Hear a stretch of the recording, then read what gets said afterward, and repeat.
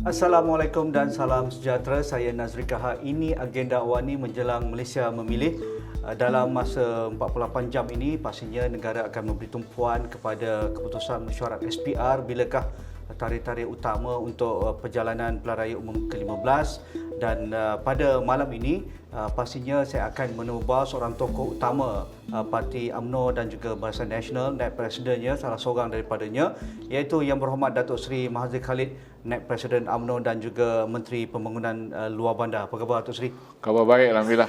Terima kasih. Terima kasih. Walaupun berada dalam kabinet interim ataupun caretaker kabinet, tapi nampaknya apabila saya menelusuri social media Tok Dad, sibuk ke hulu kilir ni. Ya, sebagai menteri yang telah dipertanggungjawabkan, jadi walaupun caretaker, jadi kita teruskanlah juga usaha untuk membantu rakyat. Ya, Datuk Seri, ini satu portfolio yang amat sinonim dengan UMNO untuk pembangunan luar bandar dan juga masyarakat yang berada di ataupun pelusuk tanah air. Jadi sepanjang 2 tahun lebih Datuk Seri memegang portfolio ini, apa signifikan dan juga kejayaan yang Datuk Seri rasa perlu masyarakat angkat dan juga ingat sepanjang Datuk Seri memegang portfolio ini? Pertamanya, terima kasih kepada Astro pada malam ni dapat saya hadir untuk kita berbicara sedikit mengenai dengan pilihan raya dan juga Kementerian Luar Bandar. Saya nak sebutkan begini, Kementerian Pembangunan Luar Bandar ini adalah satu kementerian yang memberi nilai tambah kepada kerajaan negeri. Sebab Kementerian Pembangunan Luar Bandar ini, dia punya optiknya ialah, naratifnya ialah kesejahteraan rakyat. Dalam kesejahteraan rakyat tu, mandat yang diberi kepada kita orang di luar bandar ni, kementerian ni, ada 3. Satu, berkaitan dengan pasarana rakyat. Pasarana rakyat ni daripada jalan luar bandar, jalan kampung, kesejahteraan rakyat, baik pulih rumah, bina rumah baru.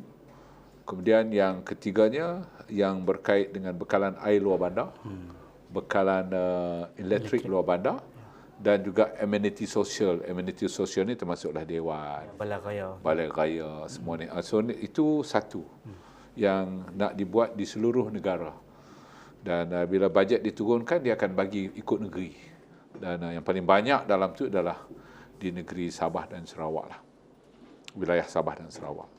Yang keduanya ialah yang berkaitan dengan pendidikan. Pendidikan ni bukan mengambil alih Kementerian Pendidikan, tak ada. Tidak. Saya bukan menteri pendidikan. Kita tahu dalam Kementerian Luar Bandar ni, satunya adalah yang berkait dengan tadika dan juga taska, iaitu kemas. Ada 11,000 sekolah kemas di seluruh negara. Mana ada sekolah-sekolah ataupun ada kelas-kelas kemas di kampung-kampung lah, di luar bandar. Ini untuk yang dipanggil Early Childhood Care Education, pendidikan awal kanak-kanak. Dan yang keduanya, dalam pendidikan juga, kita telah membuka satu lorong baru ataupun kita sekarang yang ada ni dipanggil laluan akademik. Dapat SPM, dapat 10A, masuk ke matrikulasi, masuk universiti, IPTA, semua ni. Kita juga buka satu laluan dipanggil TVET lah, Technical Vocational. Ini dalam MARA. MARA ni di bawah Kementerian Luar Bandar. Daripada GET MARA sampailah kepada UniKL. Itu pendidikan. Yang ketiganya adalah entrepreneurship, keusahawanan di luar bandar. Jadi keusahawanan ini ada di MARA, keusahawanan ini ada di Felcra, keusahawanan ada di RISDA, ada di Kemas, ada di lain-lain agensi lah di bawah Kementerian Luar Bandar. Jadi kita juga memupuk nilai keusahawanan dan membangunkan usahawan. Jadi ada 3 mandat lah yang dibagi. Jadi semuanya melibatkan luar bandar. Luar bandar ni pula interpretasinya adalah sebab kita ada bandar, kita ada suburban, pinggir bandar, kemudian kita ada luar bandar. Ada satu lagi yang orang selalu lupa, iaitu interior dalam bahasa Inggerisnya, dalam bahasa Melayu adalah pedalaman. Pedalaman ni boleh pergi Gua Musang, dalam lagi daripada Gua Musang itu pedalaman. Pergi ke Sabah, jauh di pedalaman. Pergi ke Sarawak, dipanggil jauh di pedalaman. Pedalaman itu maknanya melepasi daripada luar bandar lagi. Itu dia punya konsep. Ya, Dato' Seri, selepas kita melalui pandemik COVID-19 2 tahun dan berada dalam transisi endemik ketika ini, pastinya yang menjadi perdebatan rakyat adalah untuk bangkit semula, untuk pulih semula dalam semua aspek. Mungkin dari sudut infrastruktur itu ongoing, tak ada masalah. Okay. Tetapi yang banyak terlibat berkaitan dengan kesan pandemik adalah berkaitan dengan keciciran anak-anak kita dalam pendidikan. Pastinya ada terpalit juga dengan portfolio Datuk Seri Mahathir Khalid. Keduanya berkaitan dengan keusahawanan. Ramai usahawan kita yang sudah hebat sebelum pandemik tetapi mereka jatuh teruk. Ada yang gulung tikar, ada yang paksa merangkak daripada awal balik, ada yang terpaksa berhutang, bergadai dan sebagainya. Jadi dalam dua perkara yang penting dalam fasa pemulihan ini, di mana tujahan di bawah portfolio Datuk Seri? Okey, baik. Mengenai dengan kita cakap pasal pendidikan dulu. Pendidikan ni di bawah KPLB ni, Kementerian Luar Bandar ni, kita ada MARA. Dan MARA adalah membuat penajaan terus kepada anak-anak yang belajar di universiti tempatan dan juga anak-anak yang belajar di universiti di luar negara. Kita buat tajaan ini kepada pinjaman, derma siswa dan juga beasiswa. Tapi majoriti anak-anak ini adalah dalam bentuk pinjaman.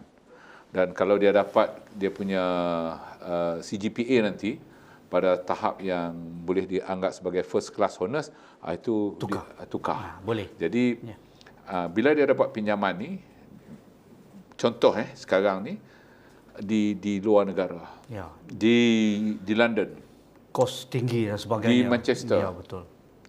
Baki daripada tolak yuran, tolak wang buku, tolak tuition, semua ni ada baki bulanan. Baki bulanan tu kalau nak kira, dia sampai sini je. Cukup je lah. Cukup je. Parah-parah mula. Saya dah pergi melawat.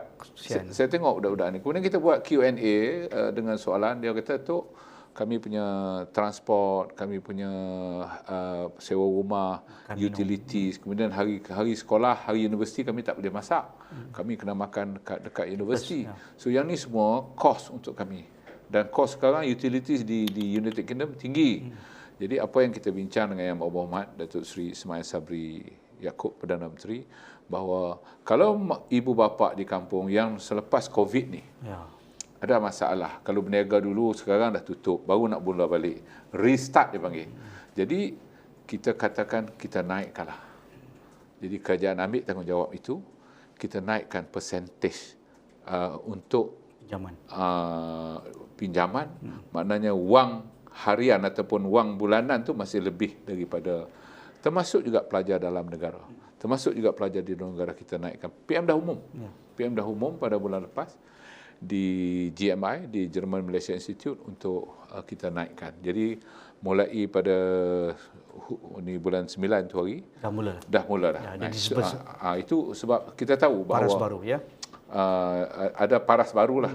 Sebab kita tahu anak-anak ini ada masalah dari segitu. Itu bercakap dalam hal pendidikan lah.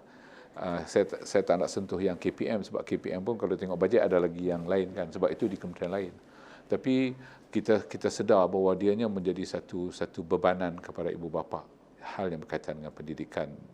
Yang keduanya yang berkaitan dengan perniagaan, keusahawanan ni, kita di KPLB ni kita ada panggil satu program yang kita panggil dia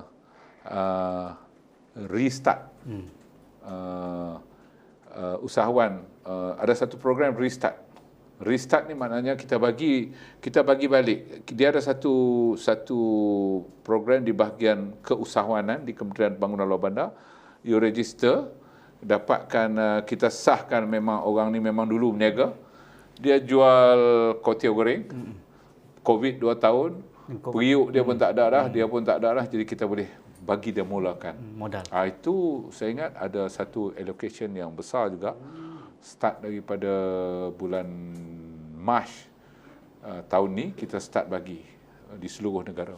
Banyak juga orang yang dapat pinjaman tu ataupun dapat grant tu. Kemudian di peringkat MARA, kita juga ada loan yang murah. Kemudian interestnya kita bagi. Kemudian yang ketiganya penyewa-penyewa MARA. Bangunan-bangunan MARA tu sendiri, akid MARA dan sebagainya. Dia ada moratorium yang dibuat lah. Masih berlangsung moratorium tu? Kita kurangkan dia punya jumlah sewaan. Dulu ada moratorium, tapi dah habis moratorium ni, kita kurangkan jumlah sewaan berdasarkan tengoklah batch by batch. Jadi itu pun dibagi kepada peniaga-peniaga sebab dia baru nak mula. Betul. Adakah KPLB juga dalam hal membantu usahawan ini boleh menjadi facilitator ataupun guarantor, kalau apa pun istilahnya, kepada usahawan ini, kerana mereka bukan hanya berinteraksi ataupun menggunakan fasiliti kewangan daripada pembiayaan MARA, tetapi mereka juga dengan bank-bank komersial yang lain, institusi komersial yang lain. Jadi mereka juga terikat untuk mendapatkan ataupun modal pusingan yang ada di tangan. Tetapi kerana mereka sudah 2 tahun ini, mereka terpaksa membayar lebih banyak hutang kali ini kerana interest sudah naik. Jadi adakah ada ruang-ruang begitu tu Sri? Dia yang paling penting sekali yang kita kira daripada KPLB inilah. Sebab usahawan daripada MARA, dia memang pinjam. Betul. Cuma usahawan di MARA ni ada yang sampai ke 1 juta pinjam pada MARA. Dan even ada yang sampai 5 juta. Tapi maknanya kita bagi peluang kepada dia. Tempoh dijadualkan semula tu ada. Memang untuk MARA memang dibuat. Jadi kita buat. Dan saya fikir bahawa ramai juga yang usahawan daripada KPLB ini, contohnya di bawah Felcra. Felcra pun ada usahawan, Risda pun ada usahawan. Itu pun kita bagi ruang kepada mereka untuk mereka bergerak. Dan kaedah nak bagi itu, ada yang setengah tu dia tak dapat cash, tapi dia dapat bentuk barang lah. Material. Dia nak apa benda yang dia nak tu, untuk dia nak bantu dia. Kadang-kadang dia dah 12 item, dia tak cukup bagi 5 item. Dan 5 item kita tu, top up item dia. Dalam 5,000 ke 6,000 kita top up. Tapi realiti Datuk Seri turun ke bawah, di mana tahap bangkit semula di kalangan usahawan kita? Dia dah percentage tu dah ada. Tapi dia tak mencapai balik lagi semacam dulu yang pandemik. Kita katakan kalau dia dalam industri yang berkaitan dengan kain. Dia buatlah corak kain, batik apa semua tu. Dia dah balik dah. Tapi dia nak laju semacam 2017, 2016 tu dia tak sampai lagi. Tapi dia dah ada dah. Orang dah datang ambil, kemudian e-commerce pun dah berjalan, orang dah order melalui online, semua dah ada. Tapi dia nak sampai ke tahap tu belum. Dan saya menjangkakanlah kalau keadaan ekonomi dalam keadaan yang baik dan negara dalam keadaan yang stabil tu nombor 1 lah. Jadi kalau keadaan stabil, saya ingat dia punya gear up tu untuk nak speed sampai ke gear 5 tu, nak maju balik tu, saya ingat ada di situ. Maksudnya di landasan lah. Di landasan. Tapi dia kena ada dua lah. Kerajaan tolong, dia sendiri pun drive. Dia sendiri pun bantu. Saya tengok dedikasi memang tinggi di kalangan orang luar bandar lah yang dah terlibat dalam keusahawanan. Apa juga bidang yang produk yang dia hasilkan.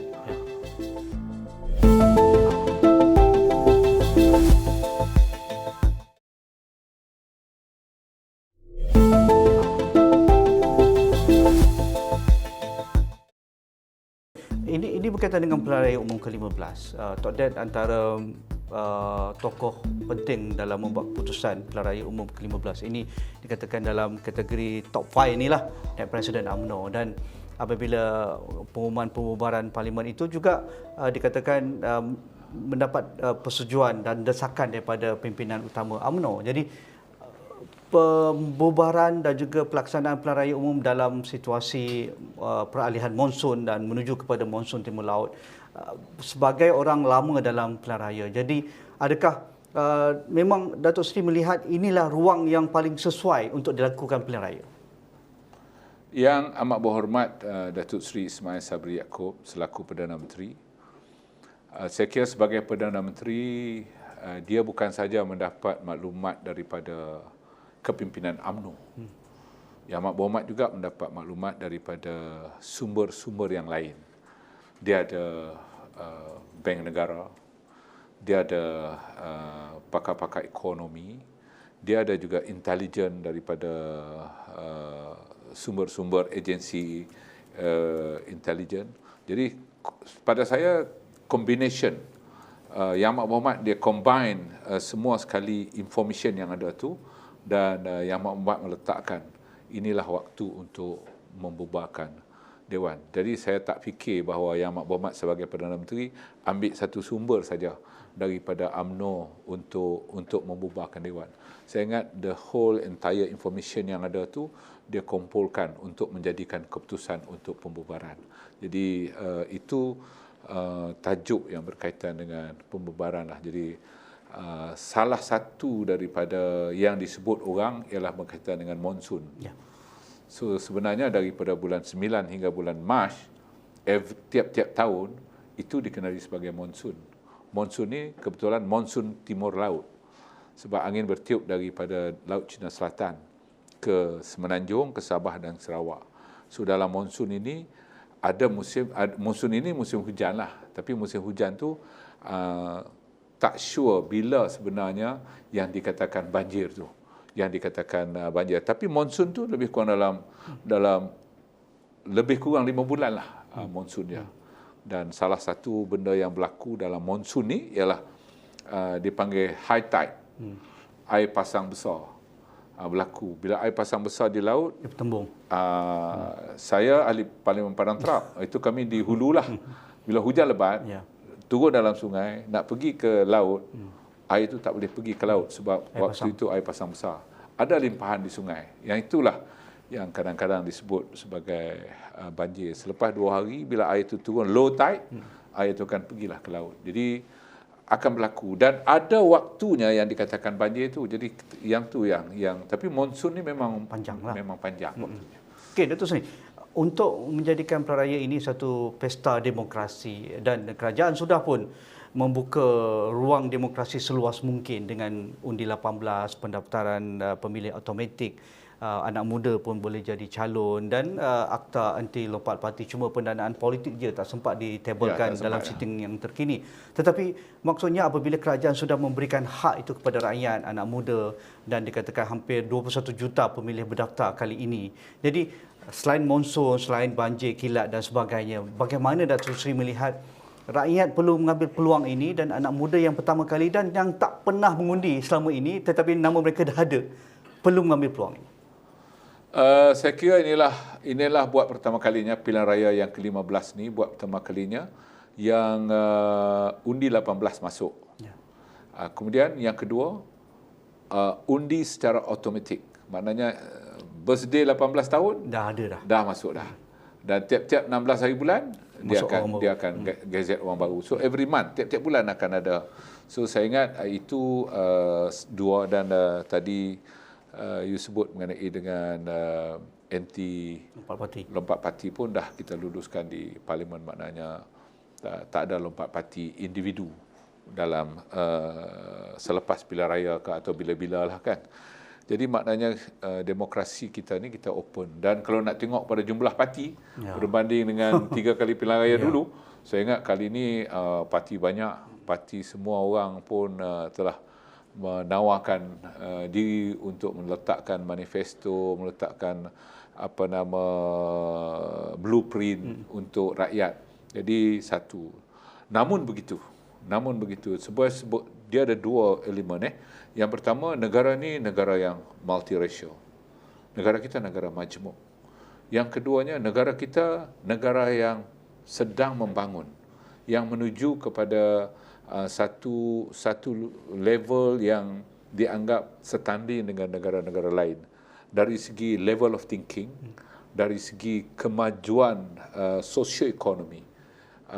In term of education, saya ingat kita up to the standard. Maknanya kita dah sampai satu kerangka pendidikan yang baik, tapi kita belum mencapai tahap yang begitu kukuh. Sebab kita nakkan kepada rakan di luar, sahabat di luar dalam hubungan antarabangsa. Jadi kalau nak yang itu, kita nak kita hendakkan, walaupun demokrasi, tapi kita hendakkan sebuah negara yang stabil. Kita tak boleh jadi cacah merbah. Kita hendak sebuah negara yang stabil. Kalau negara yang stabil, confident level orang lain kepada kita ada untuk datang. Dan hubungan antarabangsa, sama ada hubungan atas perniagaan, hubungan diplomatik, dan juga hubungan untuk membolehkan foreign direct investment datang, tentulah lebih baik. Sebab yang penting, optiknya di sini adalah negara yang stabil. Nak negara yang stabil, nak kena lihat pada bagaimana mengurus pilihan raya dan bagaimana rakyat mengundi untuk membolehkan, mewujudkan kerajaan yang stabil. Bagi orang lama dalam parti, Datuk Seri dianggap pimpinan yang bersih, pimpinan yang ada karakter yang tersendiri yang disenangi akar umbi. Berbanding dengan parti dan juga individu, di mana kedudukan Datuk Seri? Membawa nama Tok Dek sendiri ataupun membawa sekali UMNO BN? Ni jenama pilihan raya ni. Saya kira begini. Pertamanya sudah tentulah bila kita bertanding atas nama peribadilah. Atas nama peribadi kita kan, Mahathir bin Khalid. Nama kat IC. Tetapi begini, daripada awal lagi, lebih kurang 30 tahun yang lalu, saya mula menyertai dunia politik. This is my political career lah, dalam pimpinan Parti UMNO daripada bawah. Jadi kemudian saya datang sebagai setiausaha politik Tun Abdullah Badawi. Saya datang sebagai Menteri Besar. Kemudian saya datang ke Federal sebagai Timbalan Menteri. Kemudian saya jadi Menteri. Kemudian 2018 itu yang berlaku. Peristiwa yang hitam kepada UMNO, dan saya balik lagi jadi menteri. Maknanya saya telah melalui proses yang agak panjang. Jadi sudah tentulah saya datang daripada jenama UMNO juga. Saya datang dari UMNO. Jadi setuju ke tidak setuju ke, saya masih carry UMNO sebagai parti. Individu Mahathir Khalid lah. Tapi parti saya adalah parti UMNO. Ada masa kita menang begitu besar. Saya ingat 2004 lah punya masa hampir clean sweep lah. Clean sweep lah kan. Ada masa kita menurun, dan ada masa 2018 kita kalah, tapi kita kekal dengan parti UMNO di situ. Itu prinsipal lah yang ada. Datuk Seri Mahathir Khalid ni orang Datuk Seri Ismail Sabri ataupun orang Presiden? Itu saya ingat semalam di Bagan Datuk di Bagan Datuk, Presiden parti dah sebut very clear declare bahawa tak ada orang Datuk Zahid Hamidi, tak ada orang Datuk Seri Ismail Sabri. Jadi orang parti lah, orang UMNO. Datuk Seri, ini negeri sendirilah di Padang Terap, dan Datuk Seri pernah menjadi mantan Menteri Besar. Kedah merupakan swing state, ikut sejarahnya lah. Pernah bertukar menjadi kerajaan UMNO sekian lama. PAS pun pernah juga berpengalaman, dan sekarang pun di bawah PAS dan juga rakannya Perikatan Nasional. Jadi adakah kali ini, walaupun tidak dilakukan pembubaran Dewan Undangan Negeri Kedah, tetapi parlimennya pastinya menjadi battle ground juga untuk menuju kepada pilihan raya negeri. Jadi adakah dengan prestasi UMNO sekarang, dengan adanya branding Tok Dek dan juga Datuk Seri Ismail Sabri, adakah sekali lagi Kedah akan menjadi swing state? Di negeri Kedah ni, antara negeri dia panggil Unfederated Malay State. Ya, negeri tidak bersekutu. Negeri Melayu tidak bersekutu. Negeri-negeri Melayu tidak bersekutu ni Kedah, Kelantan, Terengganu dan Johor. Unfederated Malay State. Jadi Unfederated Malay State ni negeri Melayu tidak bersekutu. Dari awalnya pembinaan negeri itu berasaskan kepada latar belakang yang berlainan dari negeri lain. So orang panggil negeri ni kampung lah, lebih kepada tradisional, agak konservatif pada peringkat awalnya. Tapi dalam konservatif itu 2 Perdana Menteri jugalah datang daripada Kedah kan. So jadi dia dah build up, negeri itu. So jadi UMNO hidup di situ, dan satu parti lagi yang keluar daripada UMNO ni namanya PAS pun hidup di situ.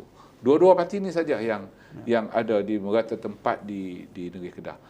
Jadi bila datang kepada sesuatu pilihan raya umum, Saya tengok sepanjang 50 tahun tu memang UMNO lah yang memerintah. Cuma tahun 99 bila pada waktu itu pergolakan politik Datuk Seri Anwar dengan Mata Lebam semua tu kan, dia ada tempat kalah. Padang Terap kalah tau, 3-3. Ya, betul. Parlimen, DUN, dua-dua DUN kalah. So, kemudian datang 204 bila Pak Lah datang balik. Ambil balik semua. Swing lah tu. Swing. Kemudian bila dapat datang semua. 2008, bila 208 tu, Tun Daim antara orang yang awal meramalkan bahawa beberapa negeri kalah. Dan termasuk Kedah kalah 2008. Ustaz Azizan. Ustaz Allahyarham Tan Sri Ustaz Azizan ambil sebagai Menteri Besar. Kemudian 2013 dia pusing balik. 2018 baru-baru ni waktu tu gelombang besar lah dengan macam-macam hal yang dibawa oleh Pakatan Harapan, termasuk Tun Dr. Mahathir sendiri mengetuai sebelah sana, kalah. Dan saya yakin dia ada kemahuan baru untuk nak datang balik kepada UMNO dan Barisan Nasional.